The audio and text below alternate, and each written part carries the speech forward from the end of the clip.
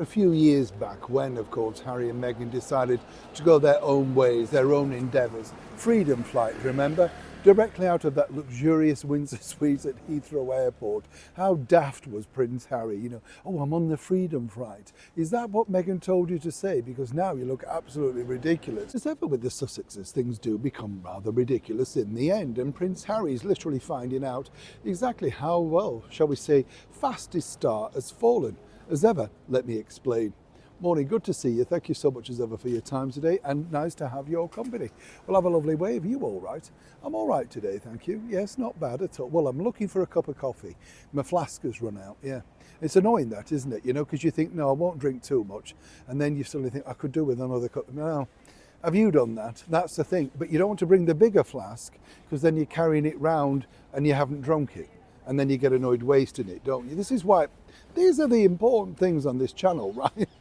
I mean, truly, that, and have you got a couple of bickies in your bag, you realise you haven't, but you're not paying £1.19 for a packet, you understand? You can imagine coming out with me, can't you? Everything's costed down to the final moment. Let's get back to you. So I'm making myself laugh now. Let's get back to your royal story of the day. Now, I find this in a strange thing when you think, because if you remember way back when Harry and Meghan were free, they decided, so much so they believed, and this is the thing, in the power of how independent they were going to be. They were going to have independent reporters, cutting out the mainstream media, listing the people they were not going to speak to. And worse than that, of course, for them, they decided it was going to be a lot more informal, not like the courtiers at all. Remember, call me Harry, Meghan, that sort of thing. And, well, he even said that, didn't he, on stage at one of the very first events. Oh, just call me Harry. Things have now literally moved on because, as ever, we have to say allegedly, even on that big piece, of course, at the NATO conference where he dialed in and did that big speech, looking, I thought, bored rigid, I have to say. It was very much behind the scenes about how he needed to be introduced, how he needed to be name strapped. If you don't know that, I don't mean that rudely, but that's what comes up on the screen, Prince Harry, the Duke of Sussex.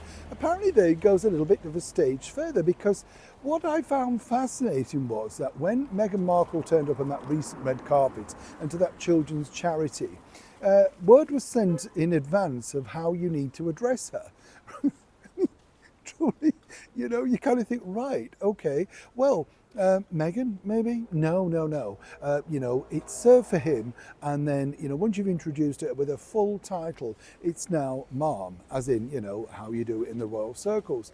That's how far these two have fallen, because all the things they want to eschew and all that, they're now trying to clamour that back. This is on the advice of her agency, William Morris Endeavour. Remind people that you are still connected with the British royalty.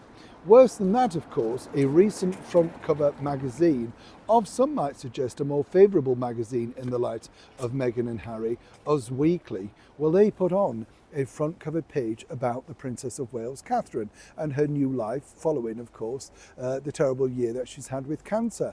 That super sold literally the previous one with Meghan Markle on the front cover. I kid you not. So much so that now they're thinking, what other stories can we put together to put Catherine back on the front page? This has got to hurt, right? But magazines are about making money selling. That's the deal. They don't care whether you're up or down. But of course, if Meghan was to reveal some more secrets to this magazine, which apparently, allegedly, she's more than happy to share bon mots from time to time, then maybe things could fall her back in her favour. But when you do speak, remember, it's Mom, not Meghan.